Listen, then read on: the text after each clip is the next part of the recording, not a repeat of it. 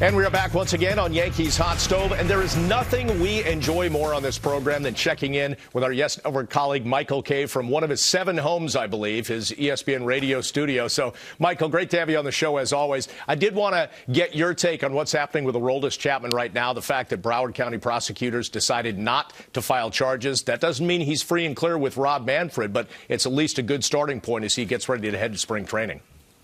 Well, I think it's a great starting point for the Yankees. That's hanging over their heads when they made that deal, and that's why they were able to get him as cost-effectively as they did. But the one thing that I disagree with that a lot of people are talking about with this, wow, the Yankees really lucked out that he wasn't charged with anything. I don't think the Yankees lucked out at all. I think that the Yankees did their due diligence. The Steinbrenner family is very close with law enforcement down in Florida. You probably know that they spoke to the right people, and they found out, is this going to happen or not? Now, you can't sway whether a guy is going to be charged with something, but you could find out if he is going to be charged. And I think they knew when this deal was made that he was not going to be charged, that there wasn't anything that could stick to him in terms of going up and winning the court case. Now, the one thing they have to worry about, and you just brought it up, how about the court of law of Rob Manfred? Have no idea, because in all the stories we've heard, we never heard any kind of story that he did not shoot the bullets in the garage. So Manfred could say something like anger management or whatever. I'm just guessing, but it's going to be awfully hard to suspend somebody from baseball. He wasn't charged with anything. Michael, we look at the Chapman deal. That's one of the 3 trades that Brian Cashman and his front office made this offseason.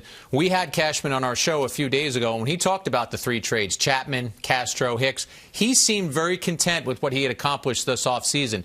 Do you think he should be? I think he should be happy at what he accomplished, but I think they need another starting pitcher. And that's why I truly believe that their best trade chips at this point would be Andrew Miller and Brett Gardner. And until spring training starts, or even in April when the season finally starts, I'm not going to be convinced that one of them is not going to be dealt. I mean, because there's a little bit of a logjam in both areas. Yeah, the 3 of those guys in the bullpen and make it great, but you could cover up without Andrew Miller.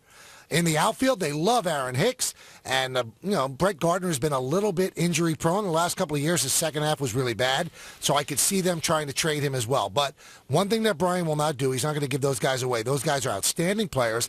Andrew Miller is the American League Closer of the Year from last year, and Brett Gardner is a guy who's an outstanding, a plus defender, a good base runner, doesn't steal as many bases as he should, and a real hard-nosed baseball player, plays the game the right way. So if a deal is made before spring training or before the season begins, it's going to be for a starter, in my opinion, and one of those guys will be the trade bait. Well, Michael, one of the offseason mantras has been getting younger and more athletic, and the Yankees have done that. And you can sort of feel the blueprint for the future in terms of Didi Gregorius and now Starlin Castro. They'll be paired up the middle for the next several years. And then Greg Bird and Aaron Judge coming along. So do you get that sense that, that's the blueprint for the future, get younger, more athletic, and raise some new stars? You know what? I really think that's the blueprint for the most part around baseball. It seems like everybody has money, and it's really hard to get a free agent to come to your team because it's hard to just blow somebody out of the water unless that person has a predilection toward going toward your team. So the most cost-effective way to build your team is through the farm system. And you could do that with young, inexpensive, controllable players. And, the Yankees would like to recreate what they had in the mid-'90s when the Core Four came up together. Was that a once-in-a-lifetime situation? We'll see. Maybe it was just a once-in-a-generation thing, a once-in-a-decade thing, a once-in-20-year thing. But I think in a perfect world, that's what the Yankees would want to do. And what they're trying to do is wait for the big contracts that they have to hopefully play effectively and then get off the payroll.